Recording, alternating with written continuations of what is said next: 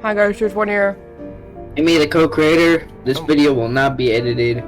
Also, I'm just gonna give you some news in this video because the first video that will be edited is a blind pressure video, but I don't know if he's gonna be our editors for say. And also, once we get monetized, we're gonna get little less of that money, like a little bit less. It's not a big deal. But once we make money, we'll tell you guys so you guys don't be like, I want to support this creator because he doesn't, get money out of it. Blah blah blah blah blah blah. Yeah, because and also we'll probably get more people to do this shit. Maybe. But also, I'm not gonna use people. If people appear on this, it'd be like a share their cut. If someone edited or something like that. And when we get monetized and make money, I would pay them. Because that's kind of how economy just works. That's the least I could do.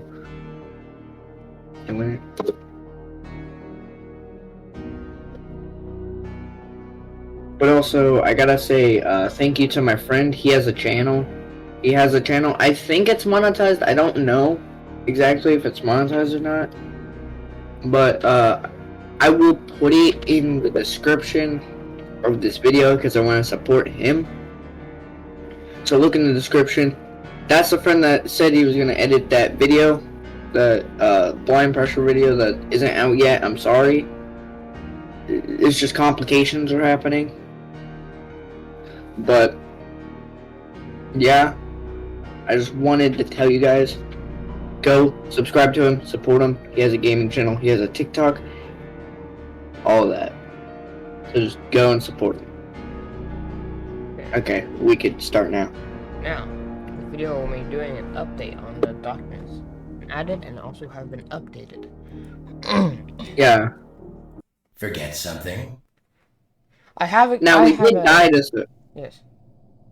We did get one of the endings, but we're also gonna try to get the other one, which that video might be edited too. I have like a list here that tells me which documents have been edited and which ones have been, updated. Okay, the first two we're gonna do. Oh shit, the corpse man gun. The corpse of Garth That Van looks Blank. creepier. The chill man looks creepier than he actually was in the actual game. Like that second picture makes me actually scared because look at his fucking eye. It's all veiny and shit. Official disclaimer. This document was rapidly constructed after the first contact was made during the early hours of the breach. The behavior of the corpse may have altered by the time you encounter it. The mutilated corpse of Garsman redacted as indicated by its name tag. It fell victim to a reverie parasite was discovered by MR-P 031325. He reported the first contact after establishing docking site 13 in anticipation of the expendable protocol. Not much is known about its exact whereabouts or threat level, and it was found during the height of Black Site's current lockdown. Upon further inquiry, 031325 noted hostile yet light-hearted behavior from Guardsmen redacted as it followed them through the under construction area. CCTV analysis observed the corpse at some point leaving the area.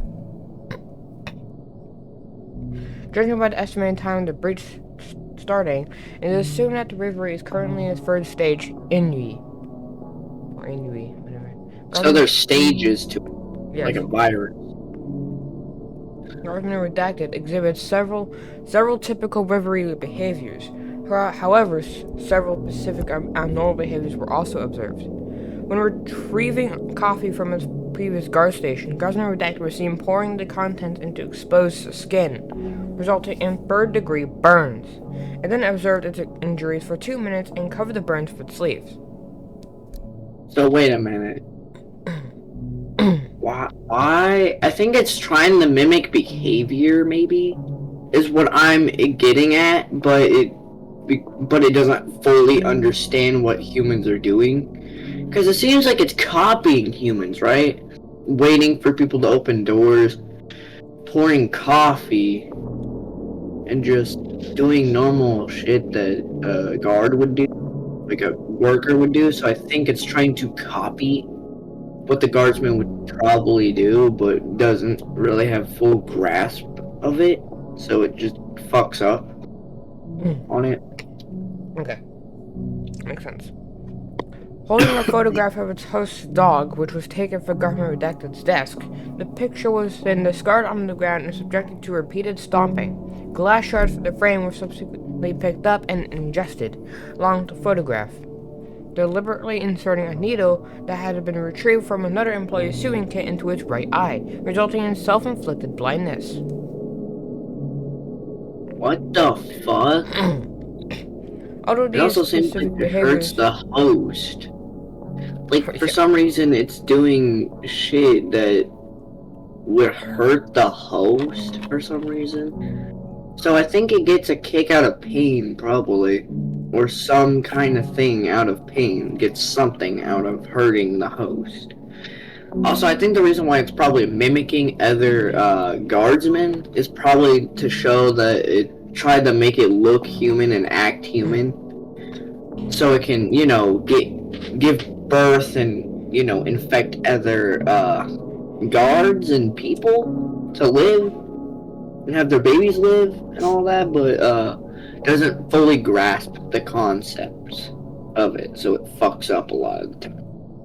Although these specific behaviors are atypical of a standard reverie, they are not unexpected. This has only been written down for documentation and should not matter during your hunt.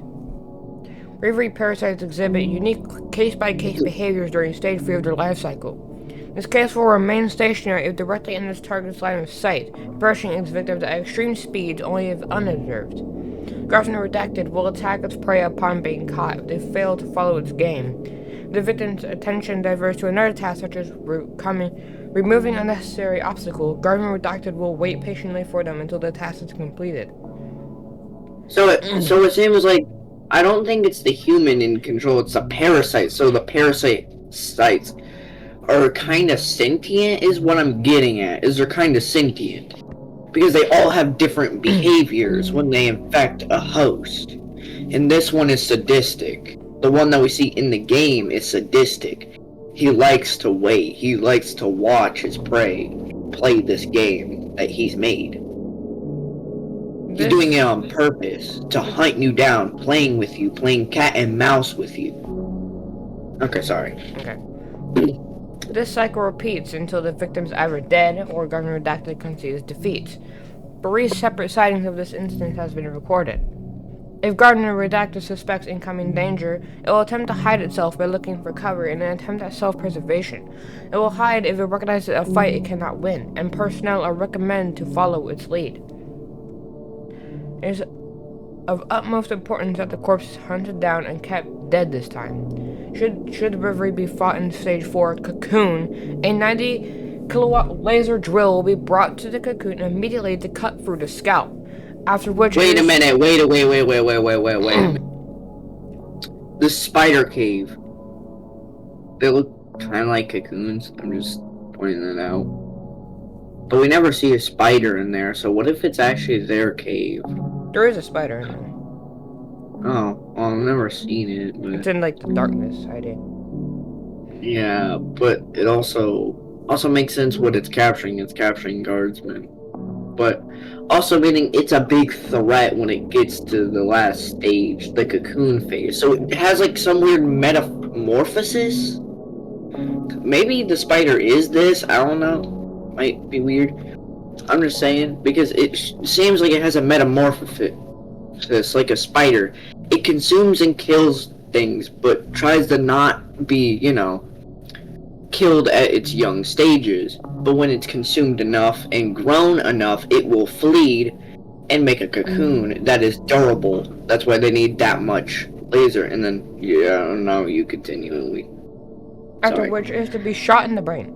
In the worst case, in which Stage 5 fracture is reached, the nuclear detonation of the black site is to be enacted, as the manpower and financial cost of terminating guardsmen redacted at this point by traditional means would become greater than if done via atomic detonation. So they become really strong after they turn into a cocoon because you can't kill them normally. You have to detonate it. Yes, they are willing to detonate their whole facility for just one guy. Yeah, meaning they are a big threat and using also explains why they're bigger.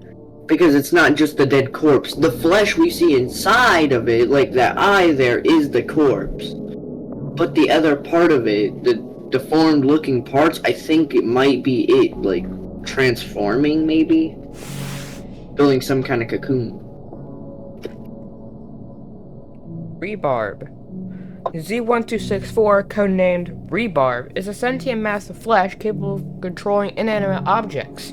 It actively seeks and roots itself in construction materials, such as concrete and metal rebar, using these materials as a structural foundation. Z1264 assembles a hostile humanoid frame. So it's basically trying to build itself a body or a shell kind of thing to make itself like stronger. So meaning it's not really strong by itself. It's kind of weak and easy to kill, but it builds a body so it's not as, weak and can kill. At approximately 23, so what hour is that? That's 24. I think that's military time. I think that might be military it's time. called 24-hour clock. So Yeah, so that's military time. That would probably be rather 11 a.m. or 11 p.m. On April 11, 2018, the Hazards and Ethics Division Dispatch Center intercepted a call from the redacted police inspectorate in Moldova. Following the examination, dispatch discovered this was the latest in a series of calls concerning the construction of an apartment complex. Such calls include incident reports of sudden employee casualties, destruction of property, and noise complaints. After assessing the potential threat level, the expedition task force redacted was set out to investigate.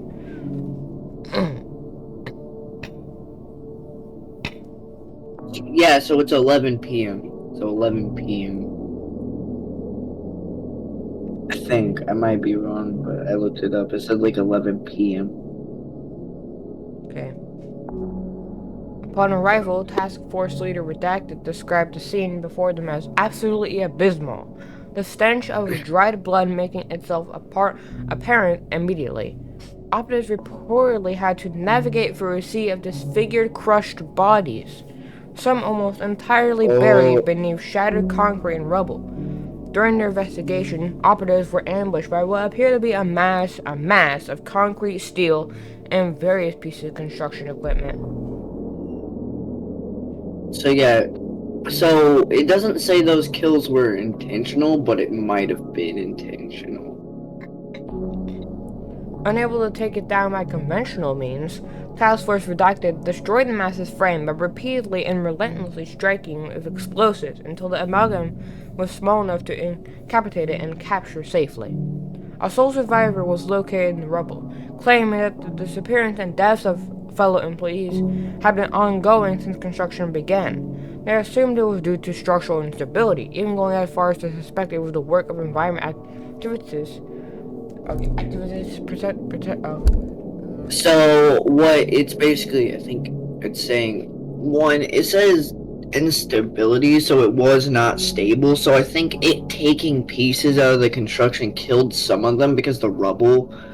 But I think some of it was probably on purpose too. Some of it was on purpose. Testing against the department's construction. Despite Task Force Redacted's best efforts, the survivor could not be extracted from the site as they collapsed and expired shortly after questioning concluded. All deaths were ruled as accidents, and the casualty of the incident were pinned on architectural failure from improper funding to divert further public attention. When a biopsy was performed on Z1264's body, it consisted entirely of exposed muscles and tendons, lacking skeletal and circulatory systems. Researchers believe the creature achieved its massive form by attaching itself to pieces of its surrounding materials and constructing a body, which it used to defend itself from potential threats. Also, in I don't know how to say that. I'm gonna I'm just gonna put it in. What? To know what they mean because it's kind of important. Oh, a system, the body outer cover primarily exposed of skin, hair, nails, and associated glands.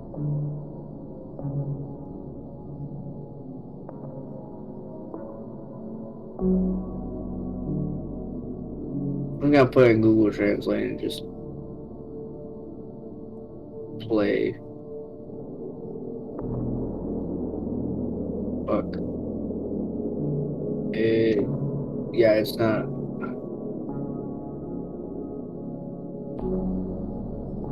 Okay, I'm not gonna find out what that says, but it's like basically like hair, skin, like flesh, like that stuff. It doesn't have. It was basically saying it doesn't have skin, hair, or like nails or anything on like the outside or like a skeletal structure. Okay, I'm During sorry. procedure, personnel noted that Z1264 exhibited photosensitive behaviors, such as flinching and becoming agitated when subjected to harsh light during examinations, making observing finer details difficult.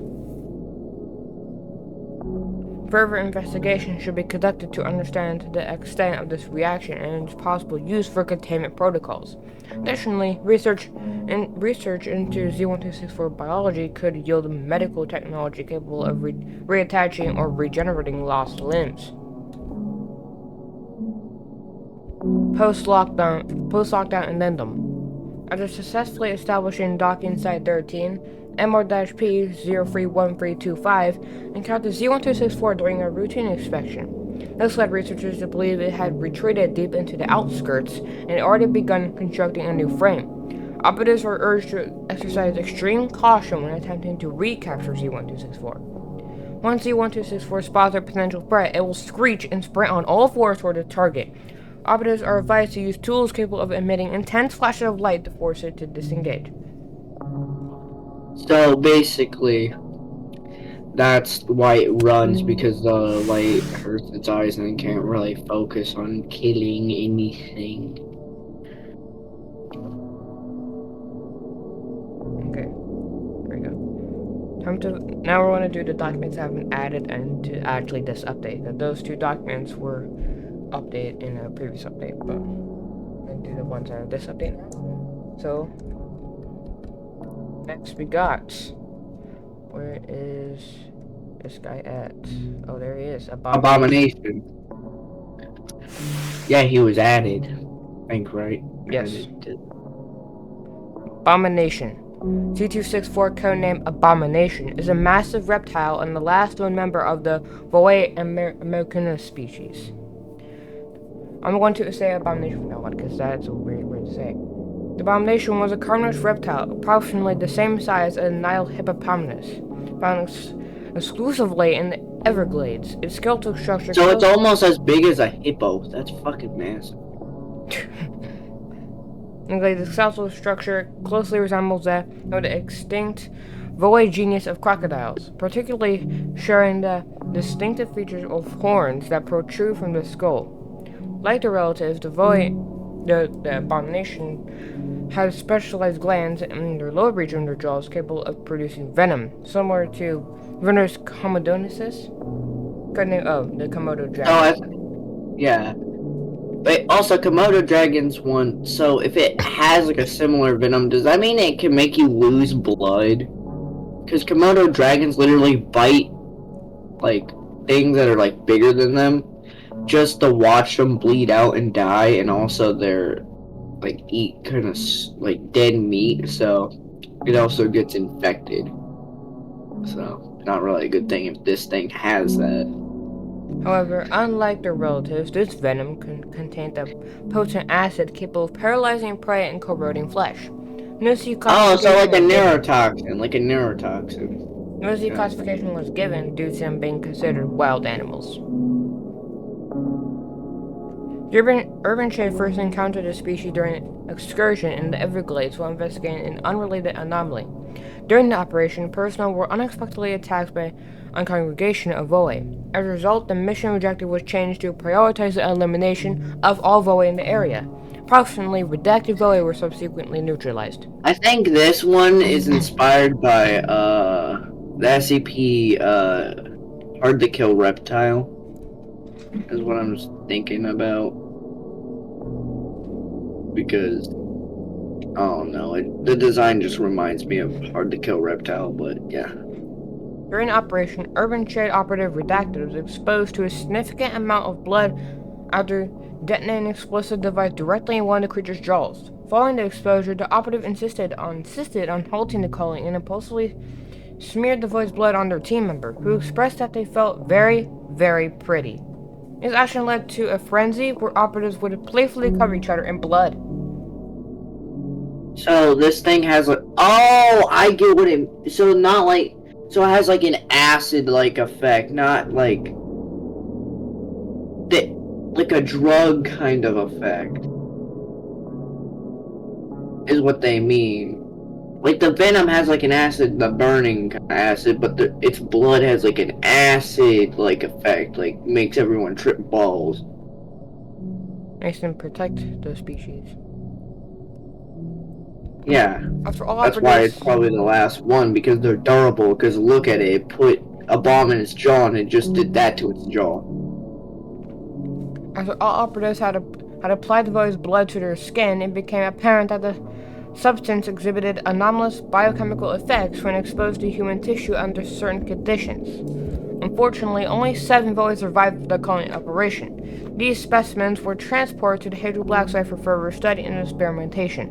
When subject to intense heat, void blood could be distilled and used as a primary ingredient in cosmetics and skincare products. To meet increasing demand from the market, Urban Shade research teams were tasked to perform operations to enhance blood production, such as the administration of redacted. Oh, that's why it has machines on its body. That's why it has like that big wire on its body that you could see like in the image to extract the blood, I think. Probably. Stimulation of red blood cell synthesis and genetic recoding of bone marrow cells. Ultimately, 6 of the 7 remaining specimens perished amid these procedures. Urban Shade used the remains of the deceased void to generate extra revenue for the commercial sale of limited edition luxury products created from void hide, including leather handbags, suitcases, and boots. Oh, that's also why it's exposed, because they're literally using its skin. Because leather is skin, so it's literally using the skin off of its back. That's also probably why it has bone exposed, because they're literally cutting off the skin of it and just using it as boots, handbags, and suitcases. That's why it looks like that. Kind of fucked, I'm not gonna lie. that's Urban Shade for you. D264 had undergone extensive experimentation and biological augmentation to increase red blood cell production. Machinery has been implanted in Z264's torso at a rate 30 times greater than to stimulate elevated levels of hematopoiesis. As a result, Z264 produces blood at a rate 30 times greater than the output of any previous void of any previous abomination specimen previously contained in the black site.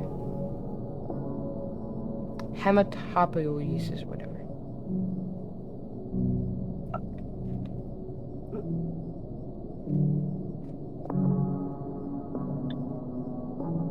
Okay, I found it. The process of blood cell formation and development, which includes the production, growth, and differentiation of. Okay, that's a lot of words. I'm just gonna send it to you. I'm not gonna read it. So that word is the ongoing process of producing mature blood cells from stem cells. Basically, is what happening, is what they're doing to it. In experimentation to genetically modify its bone marrow, Z264 has significantly grown in size. Its skeletal structure exhibits abnormal density and durability, allowing it to endure high-impact environments such as ventilation fans and explosive devices. Well, it already could survive it. You fucking put a bomb in its jaw. Due to alterations to its bone marrow, Z264 had exponentially increased in size. Its skeletal framework demonstrates unusual durability and strength, allowing it to break through structures and withstand direct blasts from smart mines outside the black site. Z264 displays extreme hostility toward all human personnel, a behavior believed to have stemmed from prior experimental procedures and prolonged absence from its natural habitat. These conditions have put significant physical and psychological yes, effect. I know how to say it, bro. I'm just trying to say it. Stresses on Z264, and Z264 has repeatedly attempted to remove the tubes and mechanical apparatuses within its body and escape containment.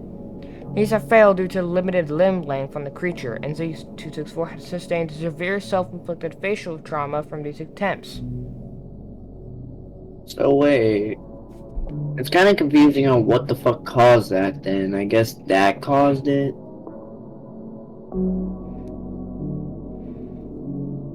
If G264 breaches containment, evacuate immediately. It is expected to move toward underwater maintenance tunnels, which contain the highest concentration of tunnels and waterways, which provides Z264 a sense of security.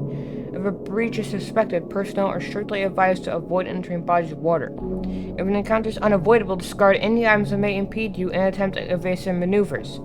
Z264's modifications make it capable of rapid pursuit within an estimated speed of redacted studs per hour on land, maximum speed of up to redacted in water. It will try to lunge directly while attacking, therefore personnel are strongly advised to evade swiftly. Break line of sight and retreat to marked secure tunnel routes if an encounter occurs. Should the opportunity arise, personnel should seek refuge in a space too narrow for Z264 to access. Not engage with Z264 under any circumstances, as it is considered an essential asset to Urban Shade. That's why it told you to evade that's why the tunnels are labeled, I guess, is because they know it's tried to escape before and will probably kill people inside the tunnels.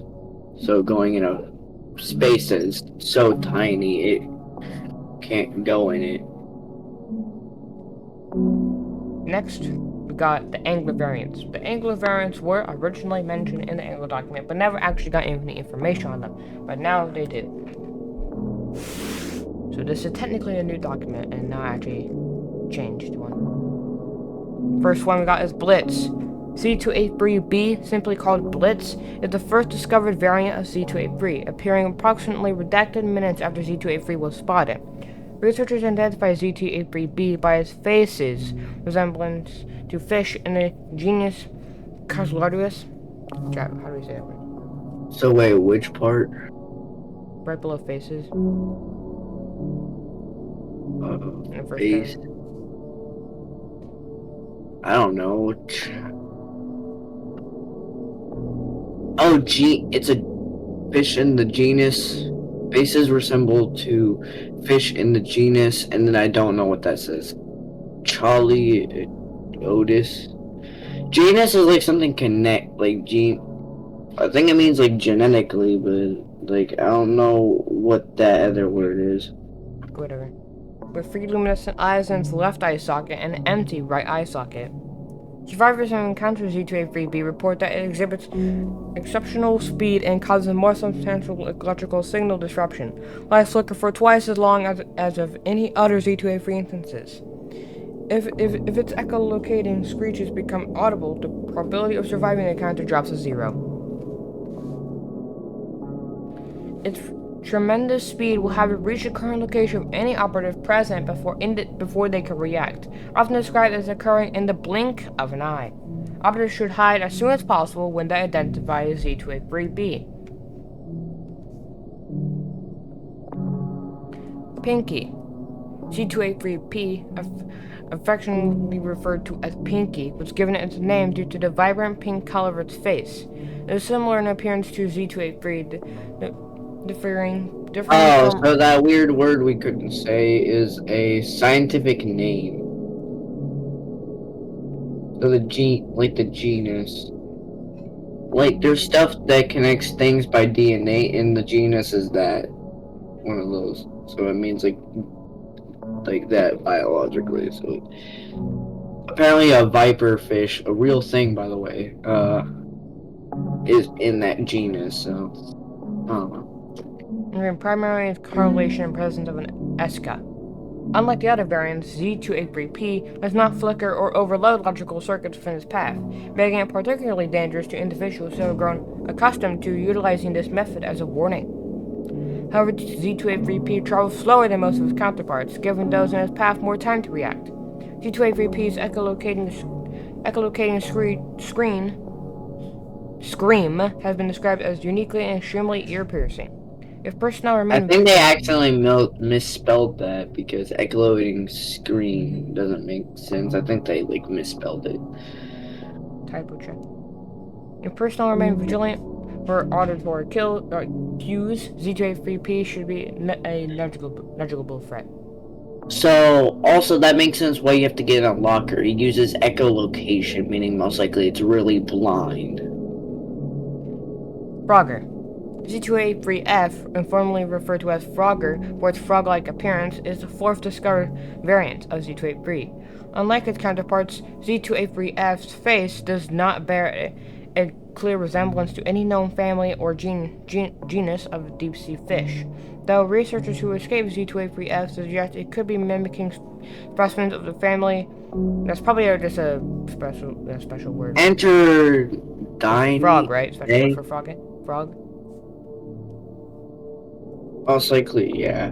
Or genus for the other fish you talked about. The specifics are still under debate and are, frankly, the least of the division's worries right now. Z283F seems capable of detecting nearby organisms. At one point, it pauses, then turns back in the direction it came from rather than continuing forward, like it is sniffing out its prey. Once its targets emerge from hiding spots, Z283F will reappear after a short period. In the meantime, it is recommended that personnel utilize side rooms outside Z283F's path for guaranteed safety. So it knows that, can you, because I'm trying to look up what that is, and I'm almost done. Okay, I did it. You can go down. Just.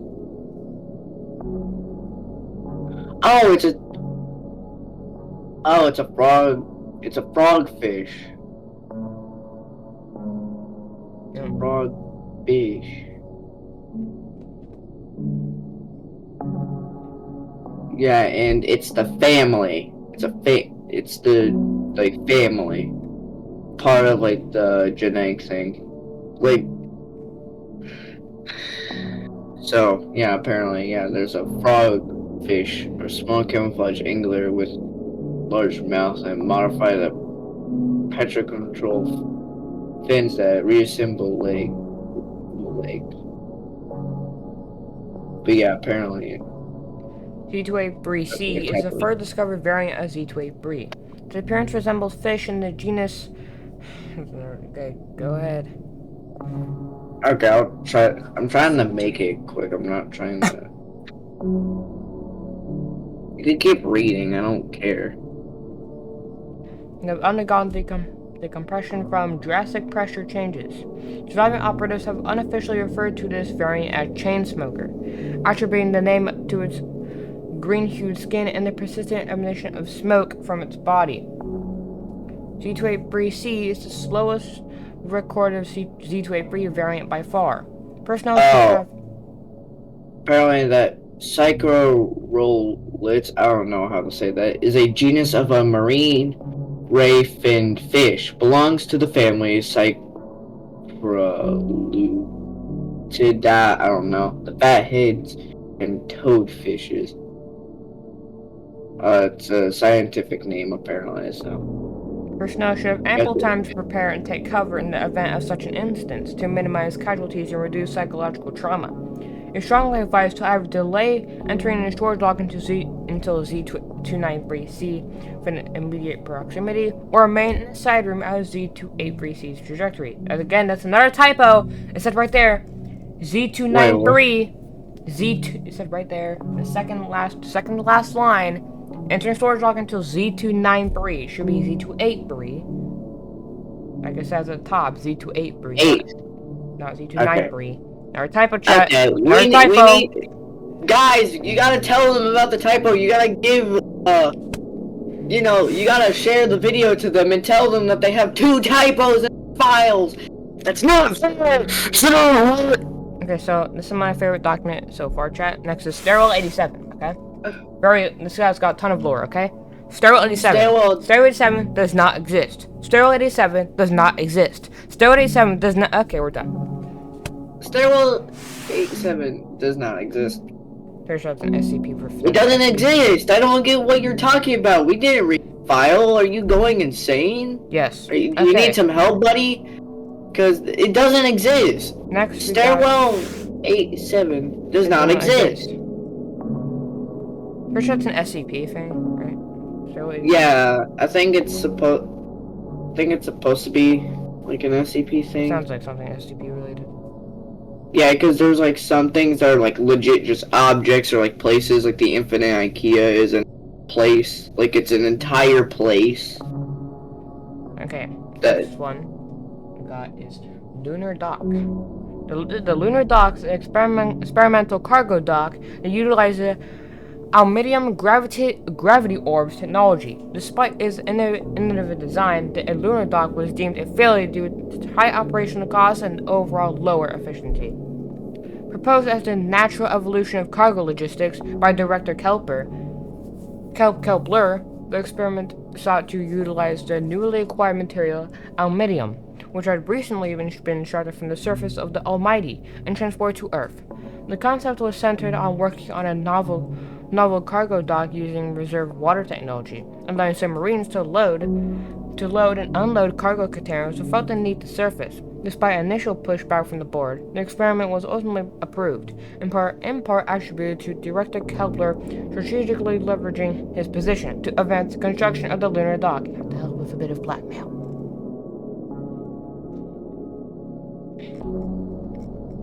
So he helped construct it because they blackmailed him. The aluminium gravity orbs, simply referred to as gravity orbs, are beacons which serve to suspend water within the lunar dock. Harnessing the power of aluminium, the orbs behave like tethered balloons, inverting the gravity of any object within a 15 stud radius. The gravitational field effectively reverses gravity of small objects and fluids under 80 tons. Larger entities, including submarines and marine organisms that exceed the weight limit, should be able to traverse the water without any impact. Personnel aboard the vessels will remain unaffected by the effects of the orb. Given the limited gravitational range of each orb, a significant number of gravitational orbs were required to ensure full operation of the dock. That's probably why there's floating water in the Searchlight boss fight. So wait, what? Gravity orbs? It reverses gravity for anything for any small objects and fluids under 80 tons. So it's under 80 tons. That's why there's floating water in the Searchlight's boss lane. Yeah, they keep us from drowning. Which I'm not gonna lie, doesn't make sense. I kind of wish they. Well, actually, it does make sense because of the gravity thing. I don't get why they could have just made it water. It would have made more sense. It would have been easier to explain. Just there's water in the dock, and you're holding your breath. The experiment was declared a failure due to unreasonable cost to return ratio. The size required for operation being able to handle only a quarter of the cargo per hour compared to traditional methods. The overall excessive complexity of the operations. Nevertheless, the dock has remained in use, kept operational by Director Kepler's unwillingness to let his experiment be discarded out of pride. Director Kepler have been diverting funds from other projects to maintain the dock's operations, citing future potential. Note: do not give Director Kepler access to this document. Should Director Kepler request access, please consult Archivist Redacted for a sanitized version. Yeah, because he's probably gonna be kissed. I said kissed on accident. I meant pissed. that you said you probably wanted to continue out of his prot. And next we got is the NOS, the jet suit. Oh yeah, the new thing. NOS jet suit. The NOS jet suit, henceforth referred to as the jet suit, is a suit provided to NOS operatives during foot traversal missions in the Badlands. I'm not gonna lie, I want them to make a game where it's like before the place got abandoned and all that shit. I want that to happen. Or like a This sequel. place isn't abandoned, it's just on lockdown because of the entities in Sebastian. Yeah, but I kind of wish there was like a thing, but like I want to see them actually do this shit. Like the operations on fighting the SCPs, where like each mission actually is like equivalent to the file, where you actually have to fight like anomaly that is like here, like these things to like contain them and shit. During initial exploration of the Badlands, the enclosed and hostile terrain, specifically in the third star, rendered movement using vehicles challenging and impractical. The jet suit was created to serve as a more agile and compact method of transportation. Although developed by the Hagel Division, the jet suit was given NOS branding for operational consistency. When worn, the jet suit provides the wearer with a range of enhancements, including a double the relative running speed, significantly increased jump heights, the ability to perform mid-air jumps, forward propulsion capabilities, and resistance to fall damage from great distances. The jet Which it takes a little bit of blood from, though. Yes, the jet suit has three components: a chest plate and two anklets. A compact jet engine is bolted to the back of the chest section to propel the operator forward. The chest plate stores fuel and includes its own communication system. The suit boasts a device capable of tracking neuron action potential, detecting specific actions based on levels of certain neurotransmitters in the bloodstream, and automatically allocating resources to the engine to enhance said action. Anklets come with smaller individual jets to stabilize and increase air mobility. They each have separate fuel tanks and are wirelessly linked to the torso piece, which will use the same muscle tracking system as its parent. Also, I'm just saying, how many, like, black sites are there? How many, like, black sites are there? On the inside of the torso piece. Also, I'm just saying, I do want them to legit just make games based on just being a worker at Blacksite, because I'm sorry, that would be so cool. And not like a FNAF, like, April Fool kind of joke. I mean, like a thing of being like you could pick your role and pick which, like, route you're doing, like a security guard, or literally just a guard or a person that's supposed to retrieve them, or a scientist or something like that. And I think that would be a really cool game. Please do it. This game has so much potential. Do it. I'm like Pedro, the Pedro dude. Please, I see potential. On the inside of the torso piece are a series of needles, all programmed to target the user's veins. Suppose an operator is about to fall from a significant enough height that the suit would be destroyed on impact. In that case, the needles will automatically pierce the wearer and then very quickly draw blood from the user, injecting it into its fuel intake, using the blood as fuel. The suit will automatically launch its user high into the air, allowing them to reach a safe ledge and recover their bearings. The sudden anemic shock may result in vertigo, and the operative will not be permitted to use the jet suit again for 36 hours and must receive immediate medical attention. Yeah, so you'll probably be dizzy, sick, vomiting, all that. That doesn't sound good, though. Like, you'd be vomiting. How I know this is the Deadpool game. Apparently, yeah, you'd just be dizzy, vomiting, not able to really stand. So, yeah, probably call the fucking hospital and wait on the ground while you're throwing up. Frequent falls can lead to fatality, as the continuous extraction of blood to sustain energy levels will rapidly cause organs to deteriorate and fail. Overall, the Jetsu has demonstrated exceptional value as a tool for exploring the Badlands.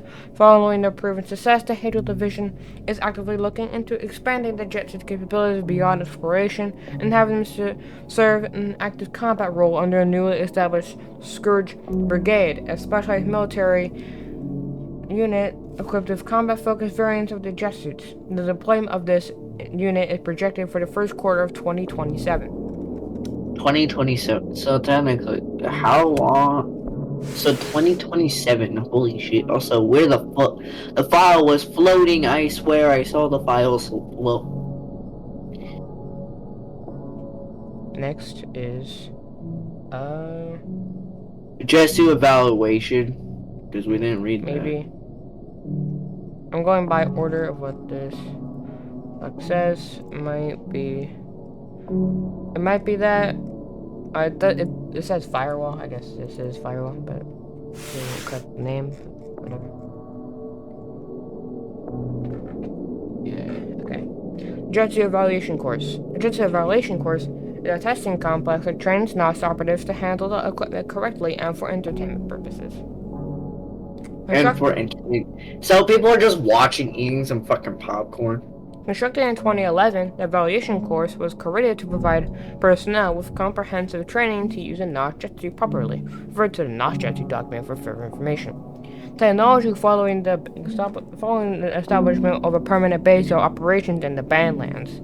Designed as a modular obstacle course, the aviation course features interchangeable components that allow operatives to hone their agility and athletics in hazardous and unfamiliar territory.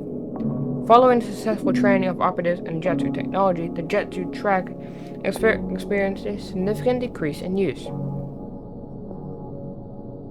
Urban State administrators deliberated on potential uses for the track to ensure the space would not be neglected. Ultimately, the track would be repurposed as an arena for spectacle and games to entertain employees. Every 3 months, the Halo Division hosts a Hematomnigold. This event lasts 7 days and serves as a recreational activity for urban trade personnel. Each tournament consists of up to 50 LR-P participants who are either selected to participate or choose to do so voluntarily. Upon resignation, each participant is issued a thick cardstock card featuring 5 squares and their prisoner number stamped in the top left-hand corner. Participants who successfully survive around the Jetsu course are granted a sticker as a reward. Accumulating 5 of these results in a generous reward, a promotion to the rank of MR-P. A firewall system was installed along the track to enhance entertainment and encourage active participation. Once a round begins, the firewall advances through the course, incinerating any participant who falls behind, fails an obstacle, or opts out participating. The system is programmed to decelerate as it approaches the participants and accelerate when at a distance, giving participants the illusion of imminent danger. The firewall is not to be activated during training sessions conducted by NOS operatives. Previously utilized observation points for performance analysis and note-taking were retrofitted into viewing lounges and offering enhanced comfort and luxury during the games. Due to limited arena capacity, accommodating only 10% Blaster personnel, many employees choose to host gatherings and celebrations in break rooms or personal living quarters, watching stream footage of the games. Administration actively encourages and endorses betting on participants. So literally people are gambling on their fellow co-workers. You know, They're like, I bet 5 on Jimmy. Yeah, Jimmy, let's go. You do it, Jimmy. That's my boy. now, the next documents, every document after this are going to be documents that we have read before but are rewritten. So, yeah. Yeah, also. The Angler. C283, codenamed the Angler, is a floating smoke mass shaped like an anglerfish's face. C283 was originally found at the bottom of the Van Zone during the first expedition and excavation of the Hydro Blast site in 1962. C283 takes on a non-traditional body complexion for an organism, consisting of a dense cloud of black and blue smoke. Within the smoke, a face can be seen that resembles a fish of the genus Melanotus. Whatever, it's good enough. Regardless of the observer's viewpoint, Z2A3 can only face forward a phenomenon that persists even when Z2A3 is viewed from multiple angles by multiple individuals. The underlying cause remains unexplained. To navigate surroundings and locate prey, Z2A3 employs echolocation by releasing a deafening scream. Z2A3 emits weak, disruptive electrical signals when it hunts, functioning similarly to an electromagnetic pulse (EMP). These signals disrupt all unsecured electronics connected to the black site's power grid within its damage zone, causing them to short circuit or malfunction. So it's like the family thing. Black sea devils are small deep sea white. I don't know how to say that. Fish of the family. You know, you read earlier. The 6 known species are the genus. I can't say it. Which are found in tropical to temperate waters of the Atlantic, Indian, and the Pacific Oceans, as well as other species endemic to the Ross Sea. Researchers have not yet measured the damage zone, though the radius commonly spans across the length of multiple rooms. Z2A3 also utilizes a more powerful pulse within a smaller range, strong enough to destroy any unsecured electronics in its wake. This pulse measures about redacted by redacted studs. The current leading theory suggests that when Z2A3 kills its prey by passing through another organism's biological matter, which absorbs all bioelectrical activity within its victim's body, leaving behind an empty husk. Z2A3 then uses this bioelectricity to sustain its speed and charge its electromagnetic pulses.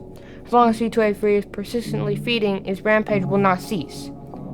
Autopsies of redacted or -P's test subjects support this hypothesis, revealing extensive brain damage and a lack of external injuries on all victims. Per official request, Z2A3's containment consists of a sealed box made of redacted reinforced with 25 layers of identical material. If Z2A3 breaches containment, personnel should know 2 strong indicators of its arrival. When near, Z2A3's electromagnetic pulse will cause laser flicker before it reaches its target, alongside the scream it emits. When this situation arises, operatives should either seek an obscure location or maintain a safe distance away from Z2A3's trajectory. I got a free Sunday. Oh no, I just wanted you guys to know. If possible, one Z2A3 passes through an area, rooms remain shrouded in darkness due to disruption of all nearby electronics. The emergency light system is not guaranteed to activate immediately, so personnel should locate a battery-powered light source to guide them through the black site until they reach a room with active power. Although Z2A3 provides no monetary value, it remains in secure storage for potential use as a weapon under mutual assured destruction protocols. In the event any rival organization. So wait, how do they feed it? How do they feed it? Do they just throw like goats in there? Like how do they feed it? Governing body publicly exposed images more located operations. Z2A3's containment cell is to be transported to the surface and subsequently airlifted to the headquarters of the responsible party. Upon reaching designated area, Z2A3's containment unit will be dropped from the aircraft, releasing the creature upon impact. This act would not serve any strategic value toward the cover-up and would be, in essence, used for plain, simple, unadulterated revenge. Also, I'm gonna say something that's gonna sound stupid, but think about it, it's kinda not. Eating and drinking are basically the same thing, except that you don't have to digest one in your mouth. And they both go somewhere else. Okay guys, we're back. Yeah, and I got shit in my bowl. Cool. Next we got is the next rewritten document we got is good people. Yeah, they're kind of assholes. They need to update that screen, the second one, because that is inaccurate to what Painter looks like now. That's actually kind of like how Painter used to look like. He would just be analog emojis. He wasn't an actual character at the time, but they actually need to update that screenshot. Okay, I'm gonna take a picture of it just because I kind of want that to be remembered. Also, probably gonna make a video on that because he's like emoji. Like he's not an emoji. He's an what is it called? Analog. No, where you like line up different like symbols. That's called analog. It's called an analog emoji. Like if you put like a two dots and then the right parenthesis to make a smiley face, that's an analog emoji. That's what it's called. I don't know what analog emoji that is. It might just be resembling a face. I think it's supposed to represent like a face, but he's like being smug about it because you could, or is he's pissed? It's kind of hard to tell Probably which smug with the W. part is like because if you the W could be like a smile, like he's kind of well, I imagine but it's also smug could be the because there's the extra line in the middle. Reminds me of a smug face, but like bigger. yeah like. But if you flip it upside down, it could also be him pissed off that you didn't fall for it. I guess a little bit. And that the hairline would be weird. Okay, good So people. that's how I handle smoke. Official disclaimer, this document was rapidly constructed after the first contact, and direct observation was made during the early hours of the breach. Amidst the Hadrian Blacksite lockdown, classifications Z961 and Z779 were reported as forming an alliance and spontaneously deemed a significant hazard to the surviving parties trying to escape. To facilitate easier communication, personnel have come in to duo as the good people. Approximately 45 minutes into the initial Blacksite lockdown, Z13 breached the containment chamber housing Z96, codenamed the Mask of Sadness. Upon acquiring the mask, Z13 encountered Dr. Redacted and forced the mask onto his face, initiating the MOSA process, referred to the Mask of Sadness document for additional details. Following this brief rampage through the Blacksite, Z961 successfully assimilated 108 individuals into its body mass. Among its confirmed victims are Dr. Kleiner, Dr. Redacted, Section Director Phobos, and Overseer Werner. At roughly that's 2 p.m., 2:30 p.m., Z961 encountered Guardsman Henry Redacted, who engaged the mass and landed multiple direct hits. Z961 quickly fled the area before the Guardsman could fully expunge his magazine. So these things can take a big amount of bullets. Z961 quickly fled the area before the Guardsman could fully expunge his magazine. The creature secured itself in an unoccupied room, beginning to digest all assimilated biomass fully. Since this experiment, Z961 has not attempted further conflicts with Urban Trade personnel. 4 hours into the Blacksite lockdown, Z13 met Z779 and successfully connected it to the Blacksite's mainframe. Z779 managed to secure access to the PA system, obtain low-level clearance within the Navi AI framework, and access to several levels of the facility's security system. Since integrating with the Blacksite's mainframe, Z779 has effectively used the PA system to lure Z961 throughout the facility. Initial attempts by Z779 involved directing Z961 toward external personnel teams. However, Z961 can constantly disengage, presumably due to its interaction with Guardsman Henry Redacted. Furthermore, Z779 has begun to alter room designation numbers utilizing data from the Navi AI system. This includes modifying the room Z961 currently occupied to reflect the correct passage for external personnel. Additionally, multiple reports have confirmed that Z779 has used the PA system and spliced audio recordings from the database to mimic the voice of colleagues, friends, or familiar personnel to lure victims into Z961's grasp. Personnel are advised to treat any distorted audio on the PA system as part of Z779's attempts at deception. Do not listen to the voices of the dead.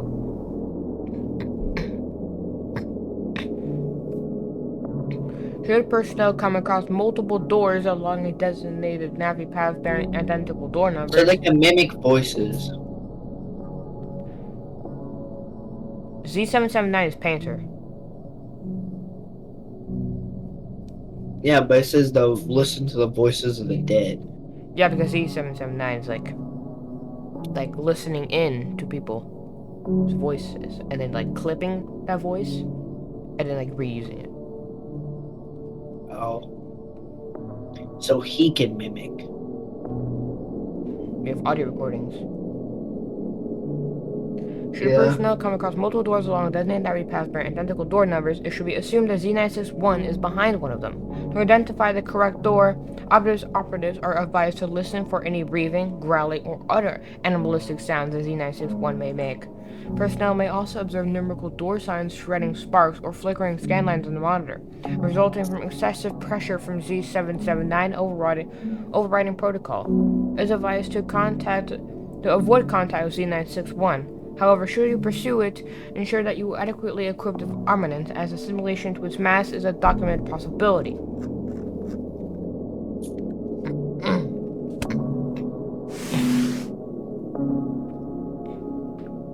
Next rewritten document is Puddles of Void Mass.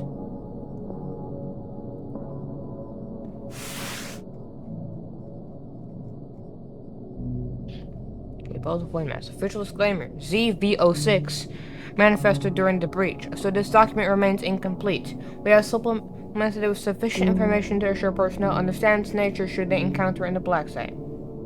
ZV06, aka Puddles of Void Mass, are sentient concentrations of puddle-like matter originating from ZV0. Refer to the vacuole Void Mass document for further information. At approximately 15 hours and 25 minutes into lockdown, Z13 disabled the anti-discretion evaporation ADE fields within ZV0's containment and opened the doors to its cell. ZV0 spontaneously generated 6 distinct instances of itself. Researchers subsequently designated them ZV01 through ZV06. However, the external ADE system, the Evaporation Floodlight Contingency Measure, or EFCM, located directly outside V0's containment chamber, remained active and terminated all but one newest instance, ZV06. Researchers theorized that ZV06 inherited a mutated genetic strain from the vacuole propagation that allowed it to resist the effects of the EFCM system. External personnel reactivated the ADE system 17 minutes after Z13 breached ZV0's containment chamber, but significant damage had already occurred as ZV06 rapidly multiplied and escaped the range of the ADE field. Current estimates suggest that approximately 6,700 cases remain uncontained and active within the black site. Like ZV06 is highly photosensitive and prefers cool, dark spaces. It disintegrates and denatures if left under direct light for extended periods. Because of this, people commonly find ZV06 within enclosed spaces, particularly inside lockers and behind doors. Behind doors? Yes. They can actually... Rarely, there's a rare chance for a dead-end room to have the void mass eyes behind it. They don't do anything. You could like walk up to the door and they won't do anything, just stare at you. But they do appear behind there sometimes, rarely. I think that's kind of cool, but okay. Surveillance footage indicates that instances of Z06 use their two tentacle-like appendages to drag themselves through the black site until locating ideal conditions. Personnel who suspect a locker contains a case of Z06 should remain at a respectable distance, as these appendages capture and incapacitate threats. Operatives encountering Z06 report several indicators suggesting it occupies an enclosed space. Audible breathing emanating from lockers, a vicious goo seeping beneath the door, and most notably, two glowing eyes are visible through door grates. If one or more of these indicators are present in an area you plan to hide behind, do not engage. Find a different safe area. Or I think it should have been added that, like, but if you cannot find another place, look, like, I think they should have added something because, like, sometimes you have to hide in there. I think they should have added, like, but if you have to, you should hide in there. If in case, like, Angler, or whatever his code number is coming to get you, and it's the only available locker. Well, if there's another person to help you. operatives can safely identify if ZV-06 is within the locker by looking at purple eyes for the grates. Personnel seeking cover should double-check any lockers or rooms they wish to utilize, as instances of ZV-06 that have found the space they are comfortable in pose an immediate risk of presby. If an individual accidentally provokes ZV-06, it will grab them, pull them into the locker, and begin its digestive process. Should a colleague be in its grasp, pull them out immediately. There is a brief delay before ZV-06 consumes its victim entirely. Yeah, but sometimes you do have to hide in there, so if you're playing with another friend, do it if it's the only other locker.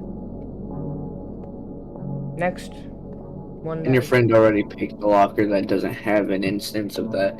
I think it should have been, like, I don't know, I think that should have been added, that, like, sometimes if an instance of, Angler is coming, please hide in the locker. It does not digest fast. If you have a friend available, do not try to find somewhere else to hide if you don't have anyone to help you afterwards.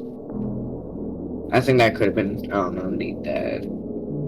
Okay, next written document is Squiddles. Official disclaimer, SQs were discovered only 2 days before the breach. As a result, this document remains largely incomplete. It has been supplemented with sufficient information to ensure personnel understand SQ's nature should you encounter them in the black site. SQs, nicknamed Squiddles, are a newly discovered species of pitch-black organisms that superficially resemble species in the class Cephalopodia. Specimens observed... I think cephalopods. Oh, Cephalopoda. Specimens observed have characteristically humanoid proportions. Despite this, It's they like lack this arms squid. or legs and instead utilize tentacle-like appendages on their lower torso as limbs. At approximately 1:53 a.m. on October 12, 2025, Urban Shade received a distress call from the redacted G-class cargo ship near the Mali Deep. Cephalopods is a class of marine mollusks known for intelligence, large head, and numerous tentacles. Cephalopodia is the most morphologic and behavioral complex class in Phylum mollusk. Cephalopoda means head foot. After a prolonged lack of response and extended radio silence from vessels near the cargo ship, operatives were dispatched to investigate. Upon boarding, operatives noted that the ship's electrical systems were completely disabled and that a mass casualty event had occurred. A review of the ship's security system suggests that the captain encountered an instance of SQ at 1:42 a.m. England remained docile until the captain directed the flashlight in his direction, aggravating him. Although recordings showed that the captain sustained no physical injuries, he began to manifest symptoms of extreme paranoia. He armed himself with an emergency handgun, and indistinguishable muttering could be heard about traitors and mutiny before vacating his quarters. So wait, so it doesn't physically attack you, it just causes paranoia. So it doesn't physically attack, it causes psychological thing, making people that you care about or worked seen as, not good people, basically. Making you think that they are traitors or something like that. On further analysis, the crew left the ship's interior in utter chaos, with sporadic bullet holes in the walls, objects strewn throughout the hallways, and several other items battered or torn to shreds. Investigators concluded from security footage that the event left the entire crew in mass hysteria. Some objects, particularly ripped from redacted, were found bloodied next to expired crew members, which led investigators to believe they used them in multiple fatalities. The majority of the crew's remains littered the upper and lower decks of the vessel. Only redacted survivors remained from when operatives arrived. So they have an effect to make you kill people that you already know out of paranoia. After a full So that's kind of... So they probably want to use this. I'm just gonna say Black Site wants to probably use this. I'm betting on it. They want to use the paranoia to make either people that they don't like or something like to themselves. After a full sweep of the vessel, operatives captured 664 SQ instances and located the remaining survivors. Questioning proved to be unsuccessful as all survivors were deemed psychologically incapable. Due to the potential threat of public exposure, operatives neutralized all survivors. They fabricated a story attributing the deaths of Redacted's crew to a maritime storm and forwarded it to local media outlets. All SQs were collected via shipping containers and transported to a black site for further documentation and processing. Shortly after, cleanup squadrons were deployed and sank the remains of the cargo ship. Further testing over the coming weeks will probe into Also, I'm guessing that we're getting the squeaky clean version, or for some reason they don't want us to know this. Also, my friend's calling, so I'm gonna mute for a second.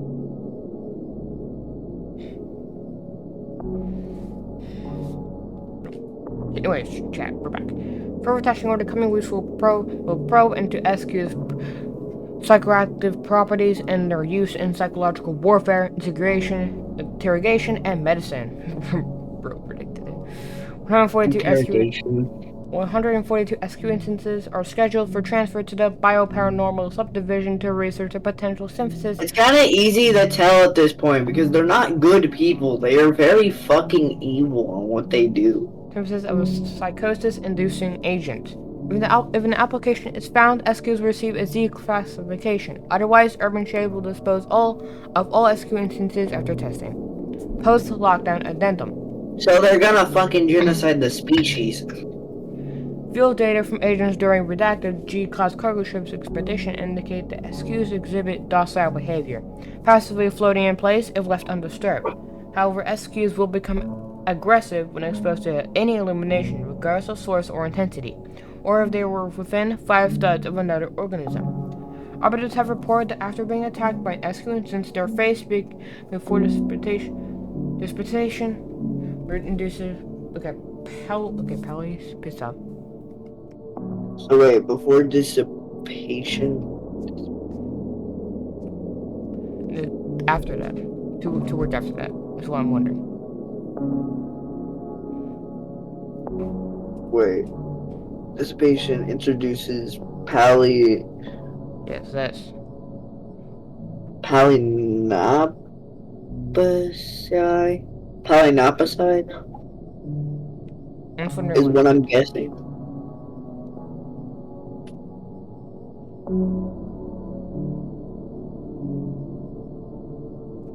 I'm gonna look up what that is.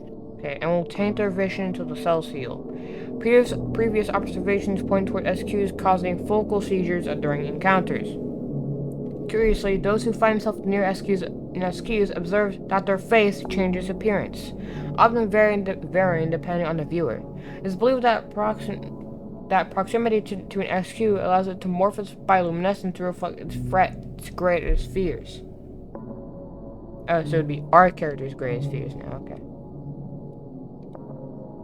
So Cassidy is our greatest fear.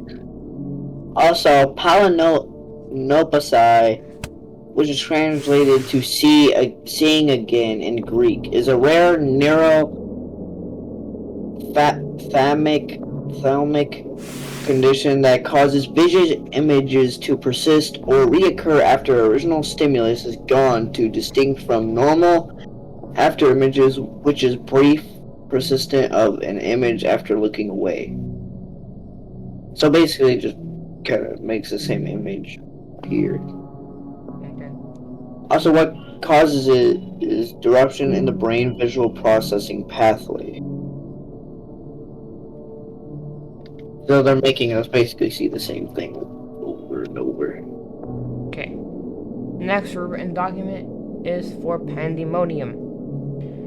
Yeah, this fucker I hate. Z367, codenamed Pandemonium, is a mass of living, unidentifiable flesh. Z367 was initially discovered in 1962 near a hydrothermal vent within the Levant zone during the first expedition. I want to know what pandemonium means. I don't know what that means. mission excavation at the black site. Due to its high threat level, early recommendations left Z367 undisturbed and advised personnel to avoid its known roaming areas. What is pandemonium? Wild and noisy, distorted, or confusion, uproar. By 1965, however, the expansion of the black site began to encroach on Z367's territory. This encroachment led to a violent attack on the LR-P construction crew, with over redacted LR-Ps perishing during the encounter and redacted sustaining life-changing injuries that rendered them unfit for further labor. For construction to resume, the then director redacted authorized an emergency containment operation. The strategy involved using a trail of LR-Ps who had suffered work-related incidents or perished during the expansion of the black site as bait to lure Z367 into a reinforced tungsten cage. This operation succeeded, and Z367 was secured inside and transferred into a designated containment chamber. There's some badass art of pandemonium on Google. I'm just gonna say there's some badass art. There's like normal, like the normal image that's in the game, and then just the badass art of what he look like. Fan art. One makes him look like a frog.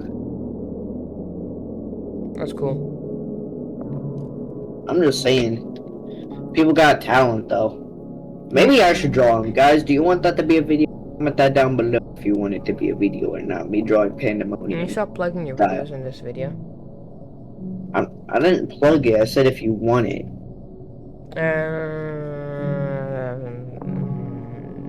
Good enough. The monitoring of Z367 has revealed fascinating details about its biology and lifestyle. Z367 possesses an indeterminable number of functional intraoral eyes capable of detecting subtle movement and light fluctuations across exceptionally long distances. Once Z367 detects a target, it immediately begins to pursue its prey and will not cease until it absorbs its target into its body mass or its chase is interrupted. If a barrier obstructs a target, the creature will use its body mass to ram itself into the obstacle repeatedly. So it's literally bashing itself into the locker to try to get us out. This assault continues for an interminable period, ceasing only after it fails repeatedly to overcome the barrier. Upon locating living targets, Z367 will attempt to entrap them within its mouth, where unidentified chemical agents secreted within its body dissolve the subjects.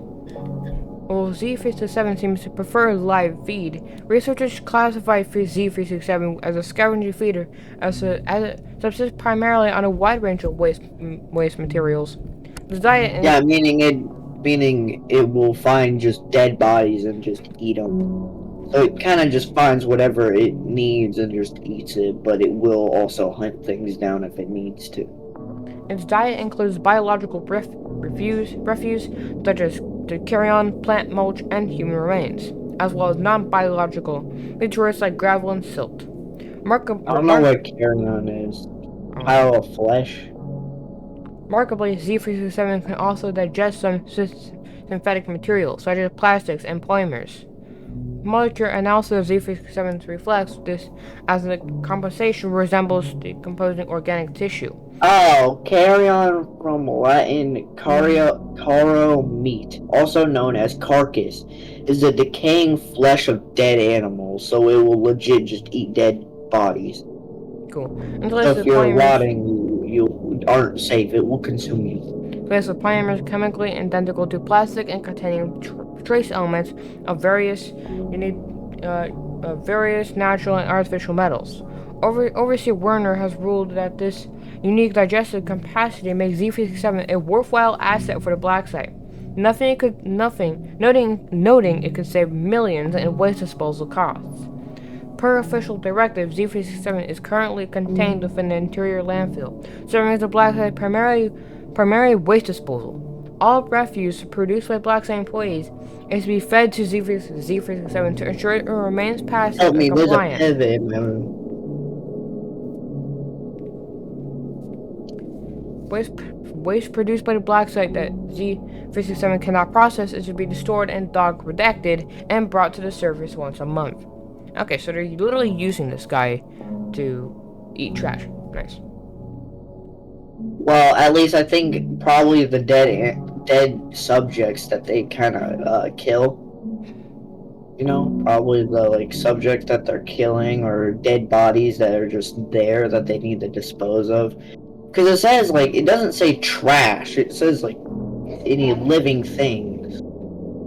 So it's probably the dead bodies that are like kind of piling up that they get rid of. While Z57 meditates itself on scraps, it can and will opportunistically hunt if quarry is present. Z57 must remain monitored, contained, and sedated, as it is more than capable of causing millions of dollars worth of damage to equipment, structures, and employees. If Z57 escapes from an interior landfill, remaining out of its line of sight is of utmost importance. If it spots someone, escape is futile. Therefore, personnel should relocate to the nearest facility bunker or similarly armored room as soon as possible. Engineers have designed locker installations in the black site to be bulletproof and capable of withstanding forces of up to redacted pounds. However, they have not yet tested their capabilities to withstand Z57. These lockers should be a last resort if no safe option remains.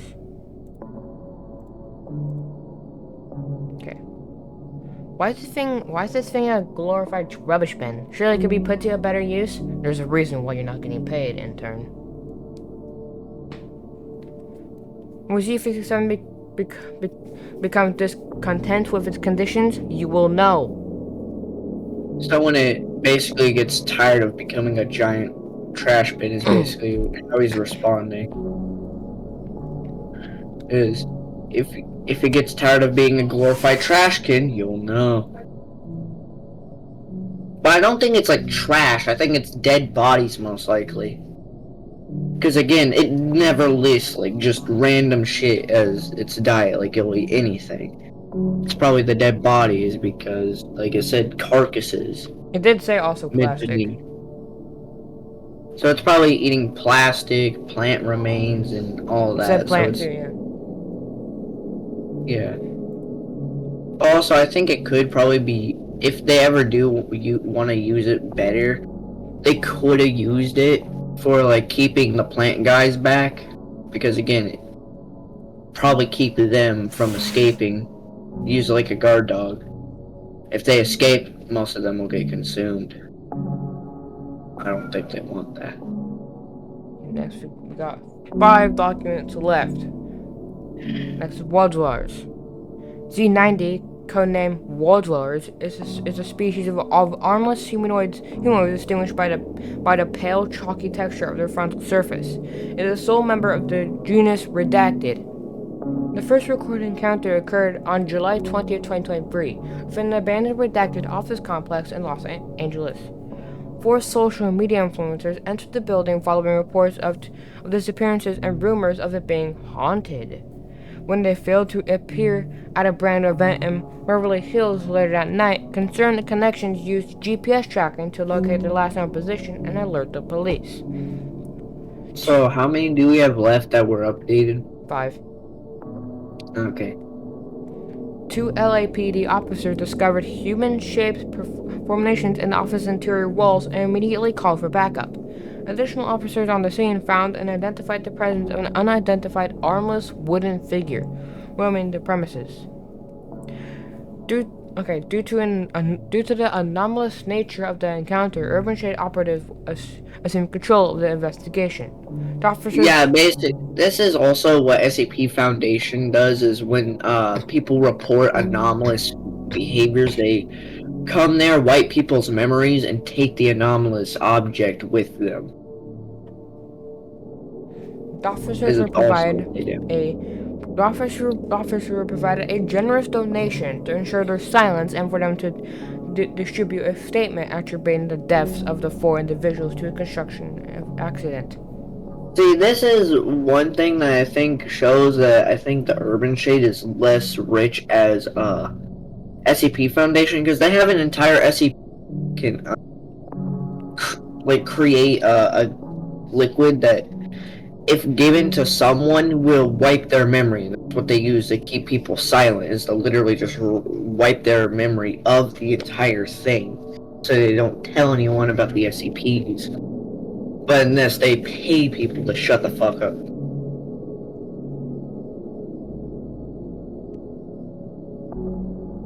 Upon arrival, operatives unexpectedly encountered not just a single instance of Z90, but an entire colony inhabiting the structure. They were instructed to capture and transfer all specimens to the black site for further study. Operatives recovered personal items belonging to the missing individuals, including a handheld camera containing video footage. The recording showed multiple Z90 forms pursuing the missing individuals and ultimately consuming them. At the request of Overseer Redacted, personnel destroyed the footage, and they found the mannerisms of the influencers were, quote, super obnoxious and incredibly annoying. Why did they add this? Researchers... Oh wait, what? Said personnel... The influencers were, quote, super... Like, what? Okay, that's kind of funny. The influencers, they're kind of fucking annoying. Research indicates that the anatomy of Z90 differs significantly from previously documented humanoid entities or any known animals. They lack most vital mannerism organ systems, containing only integumentary and digestive system. When undisguised, their frontal shell takes on the appearance of calcium sulfate hydrate, more commonly known as drywall. However, microscopic analysis of shell sample reveals that the surface is more akin to integument tissues. The epidermal cells possess remarkable camouflage potential, as experiments show these cells are capable of changing the skin's color, texture, and material composition to mimic its architectural surroundings seamlessly. So it looks and feels like the thing that's around them, but they're still made of flesh. Yes. Z90 instances possess specialized digestive enzymes that can modify their active site to accommodate almost any molecule and facilitate hydration in combination with their stomach acid. They exude this enzyme acid solution through numerous holes scattered around the rear legs, head, and torso, enabling the rapid corrosion of even the toughest materials. It is said to be nearly equivalent to agents such as fluoromanonic acid due to the large number of free hydrogen cations and rapid catalysis facilitated by the enzymes, allowing Z90 to melt and embed itself into walls within minutes. Despite the presence of this potent concoction in their system, the flesh of Z90 is viable for consumption, possessing regenerative properties which are currently under study. Also, dude, I'm gonna tell you when that Godzilla game, Roblox horror game thing comes out, because I think we'll both like it. But I don't think it's like focused on Godzilla. I think it's just a horror game with like a little thing on it. I just think it'd be fun to play. That's cool. With you, so. Once embedded, Z90 remains dormant until potential prey is nearby. It emerges from the wall, follows its target. Disables done by kicking the back of the knee, then severs the neck. If its prey turns around before being attacked, Z90 will retreat upon being spotted. Some instances may feign a retreat to lull target to a full sense of security before returning to ambush their victims. If its target is alone, the Z90 instance immediately begins consumption, ingesting it in its entirety. However, if its target is in a group, Z90 prioritizes isolating its target from its peers for a higher success rate. Research is still ongoing regarding the characteristics of Z90. Proposals for the... You see how cool a prequel game could be? Like, taking on this? Like, having every mission where you capture an anomaly? You know how cool that could be? Like, you find the 2 dead bodies of the influencers, or like, or like, something, and then you, like, have, like, your guns and shit, and you just have this thing just creeping on you in the dark. I'm just saying. Research is still ongoing regarding the characteristics of Z90. Proposals for the valorization of Z90 involve replicating its camouflage for use in tactical uniforms and military equipment. Another proposal focuses on adapting the restorative properties found in Xenite's tissue for medical applications. Once these properties can be effectively duplicated, urban trade will terminate all instances of Xenite in containment. So wait, what?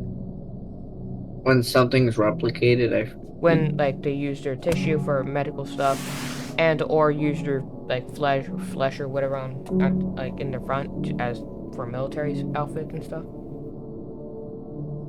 Yeah, that's kind of fucked too. I'm not gonna lie, they are like really fucked. They kill anything that they could just use.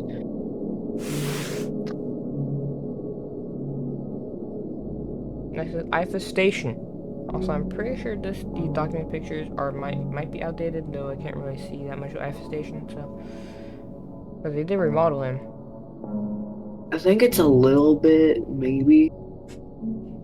Like, it looks similar, but I think I remember like eyes and it's like gills or something. Like, I think you can see like a little bit of its inside sometimes. Like its gills or something. But I might be wrong because I can't really get a good look at it. Because you can look at it like when you're far away or when it's retreating, but you can't really look at it when it's, trying to kill you. Z317 called IFA Station is a bull shark, Capulus lucus, and probably a shark species, that was modified as a part of the BUPWM program, referred to the BUPWM program document for additional details. Although the experimentation on Z317 appeared successful, researchers observed unintended side effects. Side effects included the growth of additional eyes across the subject's body, radiation damaging internal organs, and skull disfigurement.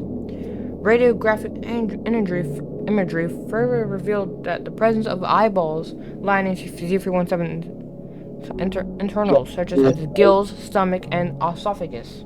That's just a scientific name for it. Bull shark, that are aggressive, adaptable, and wild-range carnivores. Yeah, we get that.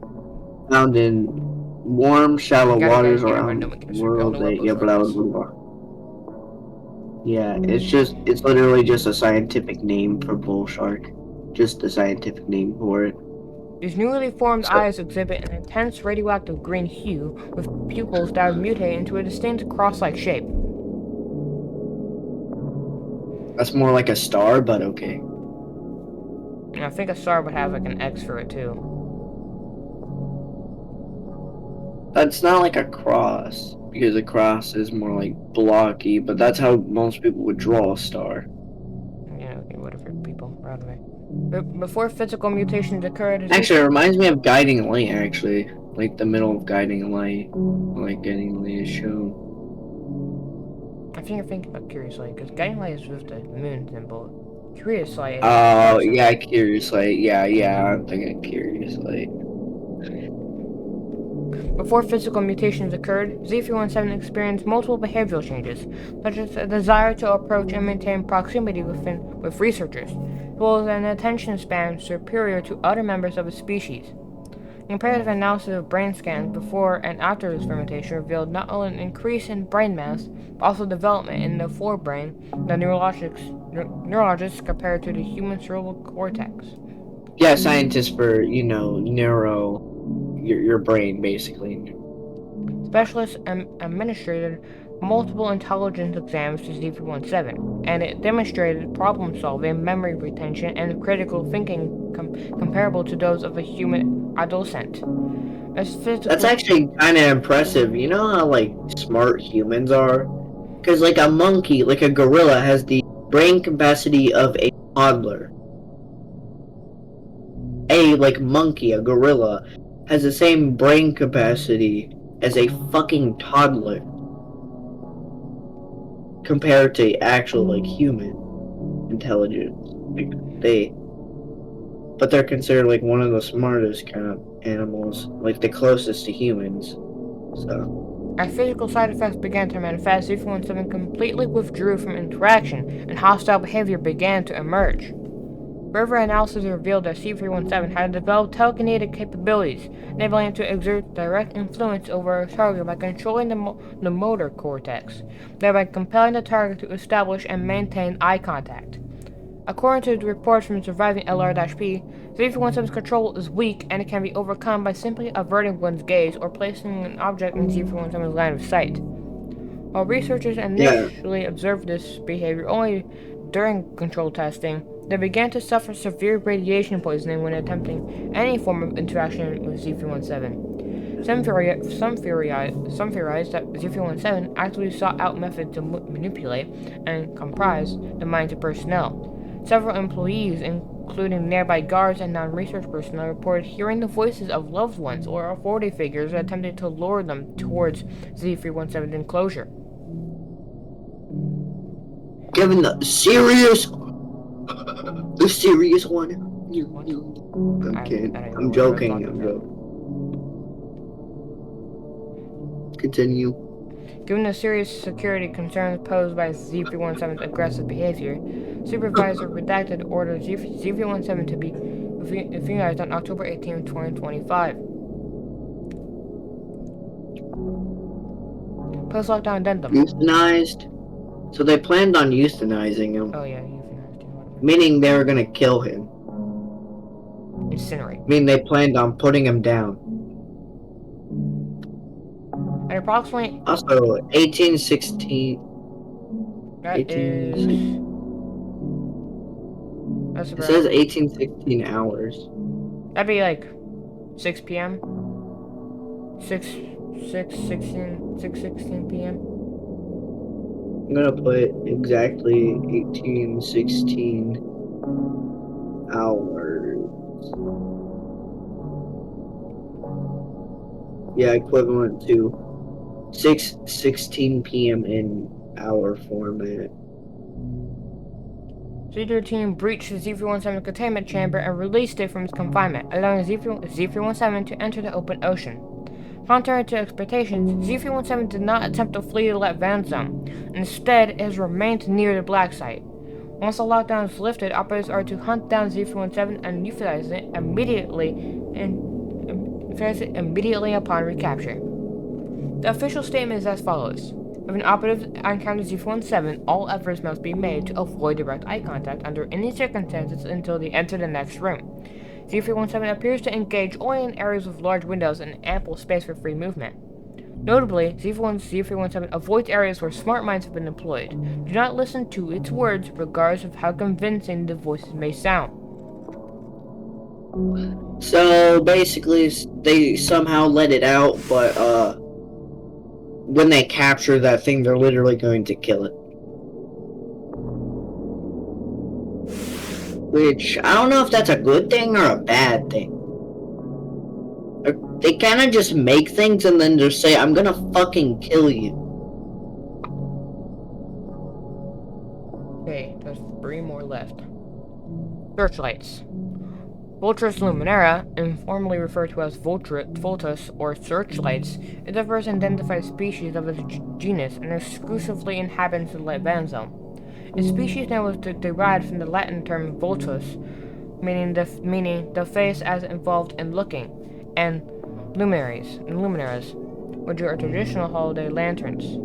We lumina measure roughly the length of an adult Bro, you stupid Also, did you say that word twice? Also, They put the wait, word what? They put the same word twice. I don't know. Referred to Vultus luminaris, informally referred to as. I think You're at the it's in a top. different language. I think it's like a different language because you see that line above the U. That's really cool. I'm way past that point. I don't even know what to talk about. Yeah. Okay, so where are you at?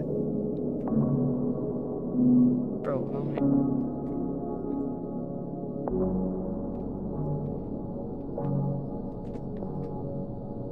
can I continue? Sorry. Yeah. An average of about 26.5 studs and weigh upwards of 150 tons.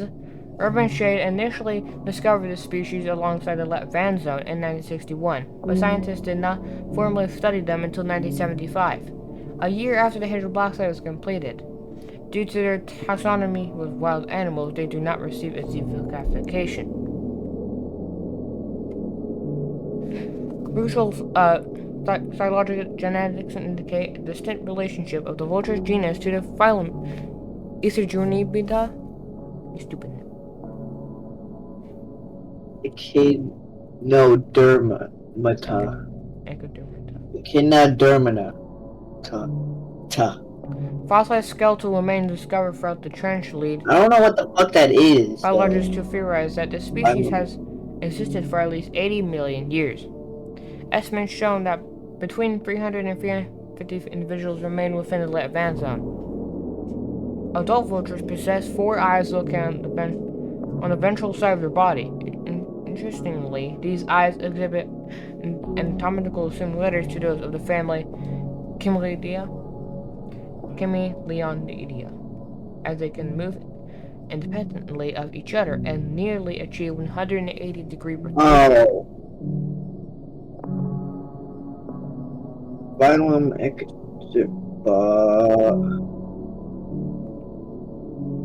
Ectoderm. What is a phylum? Ectoderms are named for spines or bumps covered the outer surface of the bodies of many of them. Greek root word ekno meaning spiny, Latin root word derm meaning skin.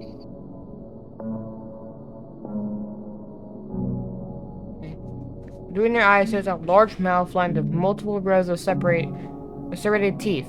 A heavily armored shell comprised of beta keratins protects the dorsal region with a distinct cluster of spikes.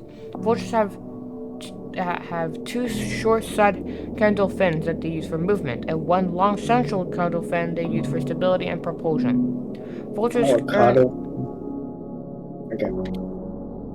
earned the common name searchlights from a specialized bioluminescent organ in place of an iris, of which they can emit a bright beam of light to illuminate the seafloor.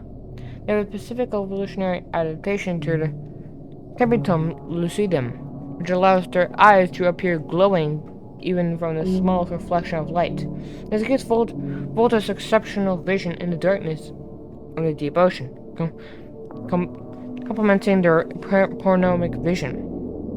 Once prey enters their cone of light, the creature will then shoot out a harpoon-like appendage from its mouth that will impale its target and reel it into its maw. Recorded case of the prisoner casualties to Veluminera shows that any inorganic material it cannot digest will subsequently be spit out, such as PDG and uniforms. If predators attempt to engage Veluminera, its rough outer shell serves as both a deterrent and a lure. After unsuccessfully trying to target from above, the aggressor will then flee or reposition themselves beneath the vultures in search of a vulnerable area, which typically results in the animal being swiftly impaled by one of the vulture's hooks and promptly consumed. Should underwater operatives encounter a wild vulture near the seafloor, it is suggested to steer clear of its path from above or the side.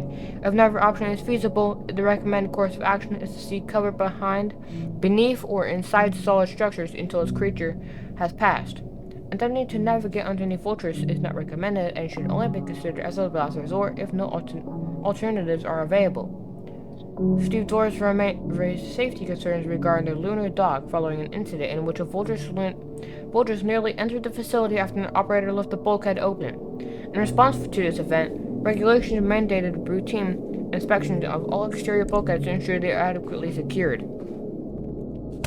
We need the surprise milk, because I want to surprise them with the Sebastian ending.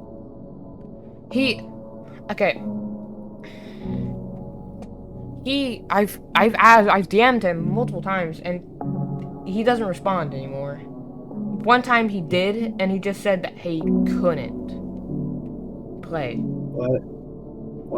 It's kind of weird since he still plays Roblox. I can see him online all the time, so I don't know what he's talking about. We haven't talked in forever. In weeks. Yeah. Okay, I guess we can continue this. Okay, 2 documents left. It's underwater hazards. Most of that is completely black. Yeah, because it's not finished yet. I don't know if I actually don't have it fully unredacted, but this document is meant to not be like fully unredacted, but I don't know if they added more to it. I don't think so, because I don't think there's any other underwater hazards in the game right now. Well, like, I can check the underwater hazards document real quick to double check.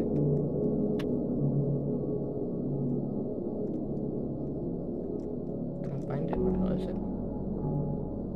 Oh, there it is.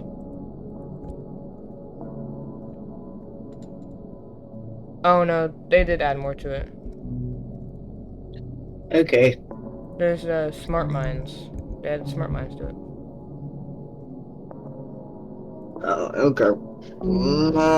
Is there meaning they could be placed in the water? Yeah, okay, I'll read the smart mine section like in a second, but like they won't be able to see what I'm reading, like while I'm reading it. So that's that for you guys. I will read what I can. Wait, you're eating while you're reading? Like, I won't be reading the smart mine section even if I don't have it. It's the only section I don't have. Underwater hazards. Parasites. Left Van Zone fauna, simply dubbed parasites for personnel, are the main inhabitants of the trench. Parasites are small enough to be invisible to the naked eye, allowing them to blend in seamlessly with the darkness of the abyss. Parasites have adapted to the darkness, meaning they aren't used to light. Any amount of light, no matter how weak, is enough to burn them alive, so to speak. Because of this, you'll see paths traveled by divers being lit up by green beacons. Parasites are only a problem in the areas not lit up by any types of light sources. In the event that you're out diving without a tongue vest, it is crucial that you stick as close to any pre-placed lights and become beacons as possible. Swimming outside of the light of the beacons will have you quickly swarmed and eaten. In the event that you, for some reason, swim outside beacon range, you have to swim back to the light as fast as possible, and then physically shake any parasites that have attached themselves to you off. Trying to shake them off outside of the light won't work, or they won't be weakened enough from the lights to let go as easily.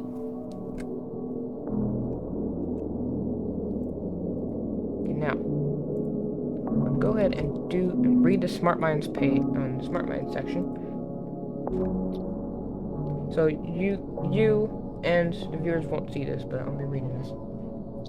Smart Mines. A directional 1256 contact smart system naval mine, commonly referred to as smart mines, is among the stationary defense systems strategically deployed around the Van Zone. Developed by the Hydro Division, engineers designed the smart mines to protect the Hydro black site against marine life and possible hostile submarines. They are spherical and have an even distribution of protruding primers containing explosive material. Upon contact, the smart mine scans the surrounding environment, announcing factors such as heat signature, object size, and direction of impact. Within a scan area, the mine detonates directly towards the point of contact, concentrating the release of shrapnel to neutralize the hostile entity. This next section is highlighted. The mines are programmed not to detonate if they detect life forms listed on the internal safe list, or if they're scanned to identify windows of the black site in the direction of the impeding explosion. Urban Shade personnel, property, and not any non-hostile marine creatures that may come into contact with smart mines will not be subjected to a blast of iron.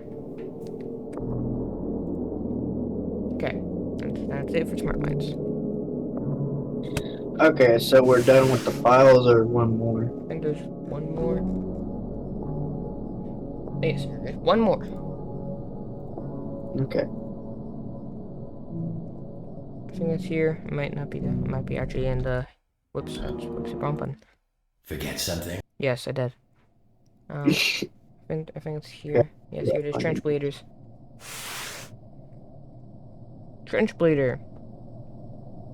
The Trench Bleeder class walker is a mobile oil rig and mining platform. It has a mass of 220,600 tons and measures approximately 1,560 studs tall by 1,000 studs wide. It is equipped with a state-of-the-art LiDAR camera scanning system mounted. I think it's LiDAR. Or LiDAR. LiDAR camera scanning system. I'm gonna look up LiDAR because I want to know.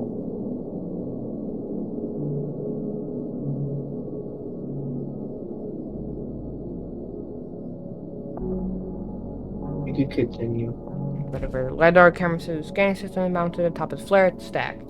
allowing it to navigate the left van zone in search of mineral, natural gas, and petroleum deposits. The Navi AI system operates each translator, enabling it to perform tasks autonomously without the need for an internal crew. The translator scans the resource-rich van zone to identify extraction sites. Oh, okay. So light detection and ranging.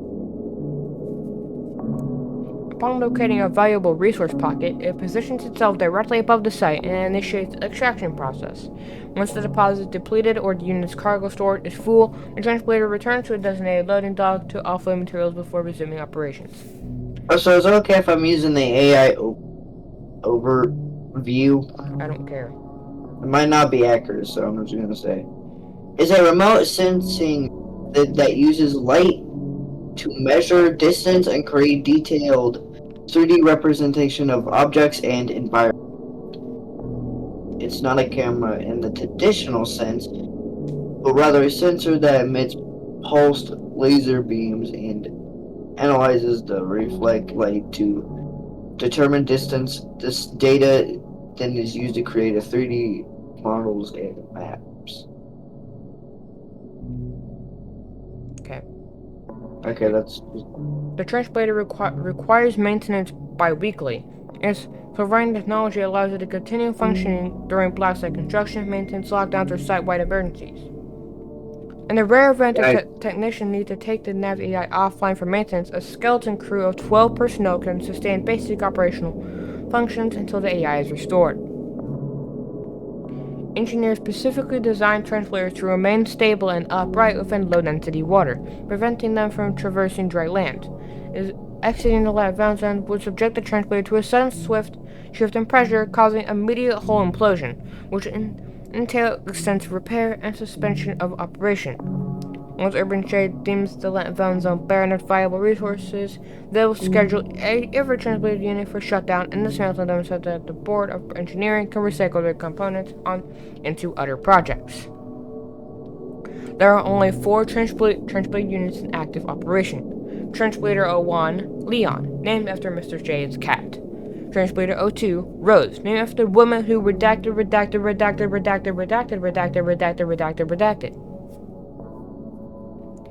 Translator 03, Lucy, named after Mr. Shade's stillborn daughter. And Translator 04, River, named in honor of the individual who gave us life in the first encounter against the guardian angel of the Badlands.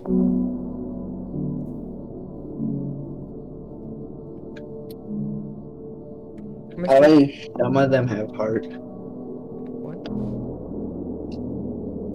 I said at least some of them have heart.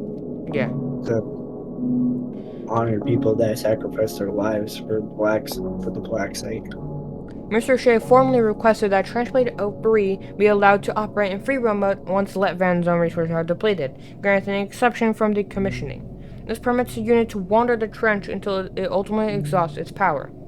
The Board of Finance initially expressed strong opposition to this request, citing high maintenance costs with no return on investment. However, Mr. Shade demoted or dismissed all members of the board who voted against this. He just seems sad, I'm not gonna lie. He probably just misses them. Mr. Shade, okay, it. in this story, in the pressure story or whatever, or maybe this is just the Roblox lore, because Roblox, like, creepypasta has, like, its own lore, which is what the Badlands is or whatever. I'm not that into it. But at least in pressure, there is a thing that's, like, angel blood, which is why there's, like, a weird guardian angel guy on the wall that you can find in a big giant room sometimes. They, like, extract that guy's blood, and they, like, put it, and, like, and then put it into people so that they cleanse them of their sins. Mr. Shade is so evil that not even angel blood can cleanse him of his sins. God damn. Bro, how much shit has he done? What the fuck did he do? Pretty sure you can actually find him in the lobby, I'm pretty sure. What the fuck did he do, though? What did he do? That literally angel's blood couldn't fucking turn him good. Pretty sure up here. It's like You know, so literally he's just going to hell. Mr. Shade Chat. You can see him. Well, Wait, where? up there. Can you like zoom in? Oh, I can't zoom out any further to get a closer look. But he's right there. wait, can you jump on people? Because I want to try something. I'm gonna join you just so I could see if you could like jump on someone. Because I realize you could probably just jump on me and then make it go higher to show. No, you can't. You can't. Like, there's no physics to other people and pressure. Oh crap, okay. Then I'm not gonna try it. But I do want to play, again, I do want to play that, I think that game that's like based off of the Godzilla analog series, where it's based off of the costume, where it was basically a horror series where the suit would fuse with people, with a guy that wouldn't take it off because his skeleton and all that literally fused with it. And I think someone made like a horror game about it, or making a horror game about it, and I want to play it when it comes out with you, because I think it'd be really fun and also a good video. Can I end this video? Oh yeah. Hey guys, Make sure to like, subscribe. kind of stuff. Bye bye. Bye bye.